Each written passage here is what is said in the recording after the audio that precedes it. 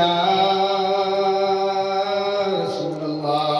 আল্লাহর নবী কোন কারণে কিয়ামতের ময়দানে আল্লাহ কিয়াল করবা আমি বলেন যত মানুষ বিপদ করবায় যত মানুষ ইল্লা করবায় মানুষের পিছনে সমালোচনা করবায় কতজন মানুষের নাকি গুনাহ গুলারে তোমার মত নেককার মানুষের খানদান মধ্যে দিয়া আল্লাহ দুসাই করব শুকর মতকুর দিনা কোন মানুষরে আল্লাহ কিয়ামতের দিন জান্নাত দিব আর তোমার মত নামাজি বান্দারে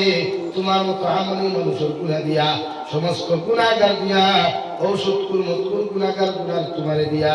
আল্লাহ তোমার বিনা হিসেবে জাহান্নাম দিব নাউযুবিল্লাহ তোমার মত আশরাফুল মাখলুকাত হয় তোমার মত দামি মানুষে পরিণত হয় সুবহানাল্লাহ দাওয়াত আছে এবার আরে মানুষের দাওয়াত পেলে মানুষ জমা করে যায় খাতার মধ্যে যায় ফল ফুলের দাওয়াত পেলে মানুষের অভাব নেই আছে না সিন্নি লাগাও না মানুষ দেখা দেওয়া যায় সুনগা লাগাইছে লোক দেখা তুই আইছে তাও ঢালায় সব সুনগা লুকিয়ে খায় লেগে মাঘ মাসে বুঝে আর ইনোলে সুনগা সরিনো তা বিকাল ইলাহান সালাম বসাই দিয়া তুলছি যেন প্রয়োজন দুইটা আমরা একটা আর যেন প্রয়োজন একটা আমরা আলো ধরে লাগে এগুলা করে এই সিস্টেম যত সুনগা পেয়ে যত ডাকওয়া আসলে নি ভাই আজকে যে কানপুর জায়গা বলছো কত সুন্দর সাউন্ড আপনার সাউন্ড বক্স লাগায় বুঝা যাবে ভয় ভয় দেখতে হবে পুলিশ প্রশাসনের বাধা এমনকি কানপুর রুস কমিটির তাকেও বাধা দেওয়া হয়েছে যে গাড়ির উপরে উঠিও না মাইক বাজাই খেয়াল মানে এদিকে আজান ও আসর মাইক চলতেছে আবেগের বসে উঠে আমি জামা আয়নার আধা ঘন্টা 1 ঘন্টা ধরে যাবো এর মানে পুলিশে করে যা দূরে দিলাম না কি বলছে ও ভাই তোর একটু সাইড কর না আমরা আমারে সাইড কর কি হইছে প্রোগ্রাম করতে আমরা না আবেগের বসে উঠে মুসলমান হইছি আবেগের ঠেলায় দুধওয়ালা জন্ম তো যে বুঝ হইয়া আবেগ পাস বাংলাদেশের এটা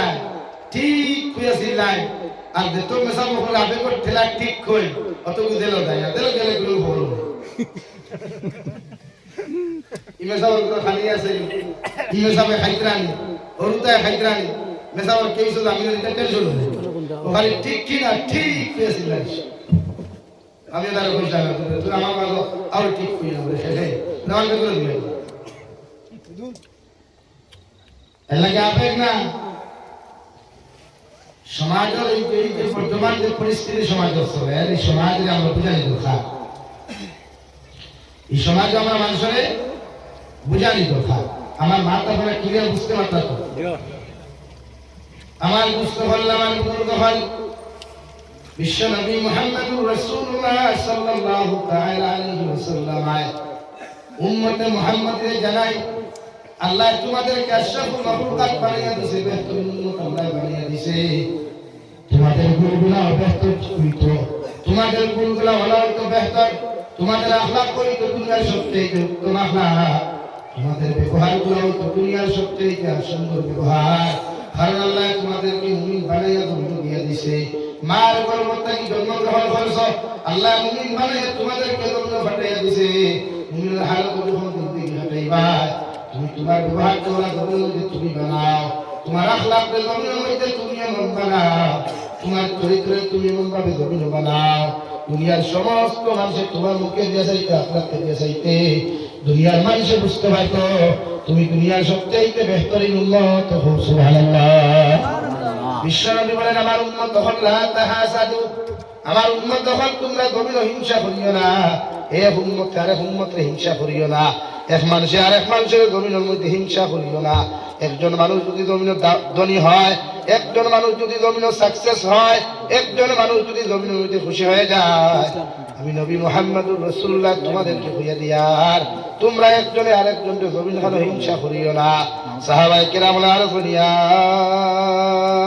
রাসূলুল্লাহ ওগো আল্লাহর নবী আমরা কোন কারণে মানুষ জাতির হিংসা করতাম না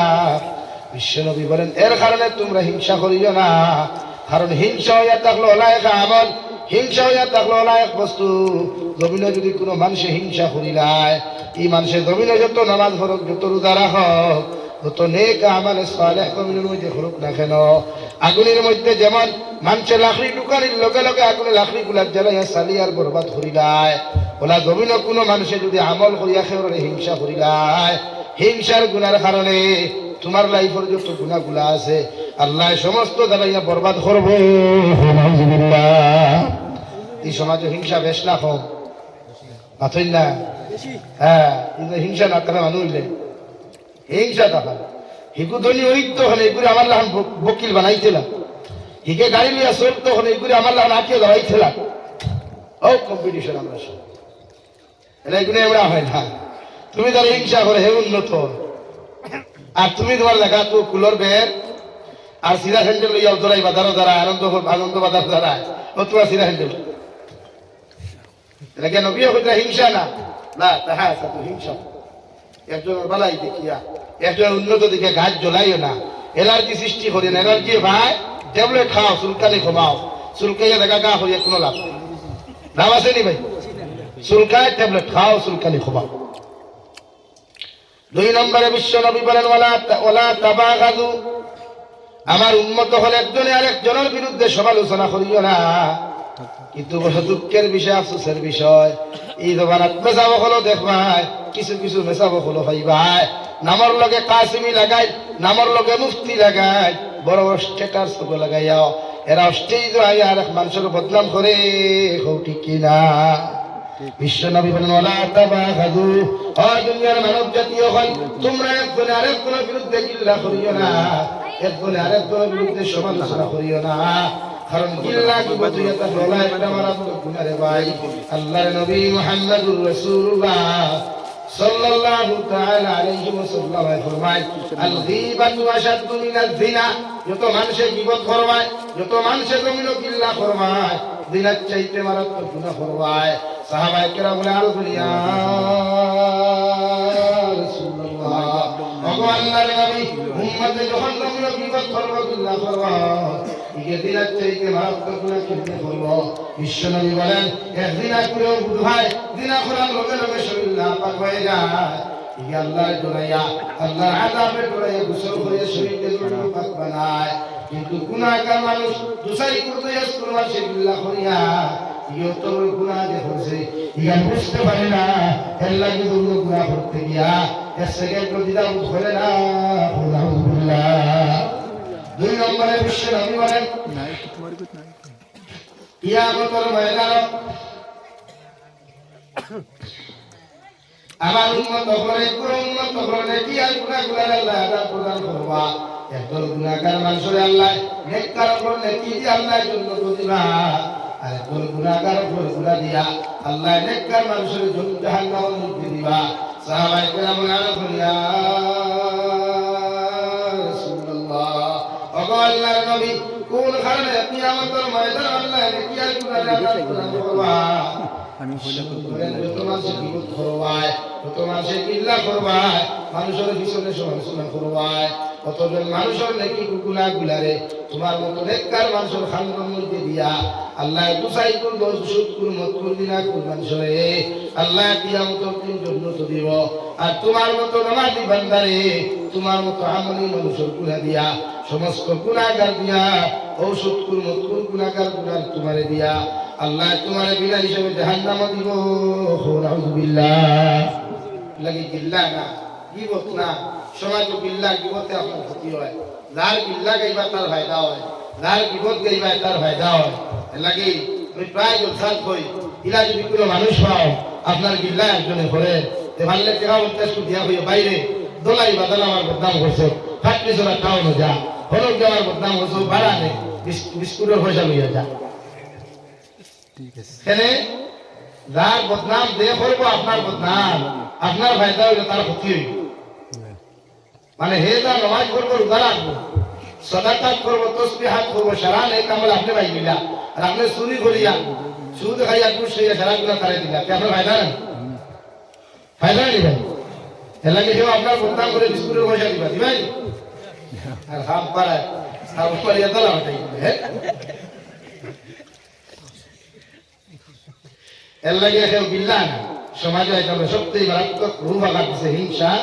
গীবত আর ফিতনা। আল্লাহ রাব্বুল আলামিন বলেন নবী আপনার উম্মতকে জানাইয়া দেন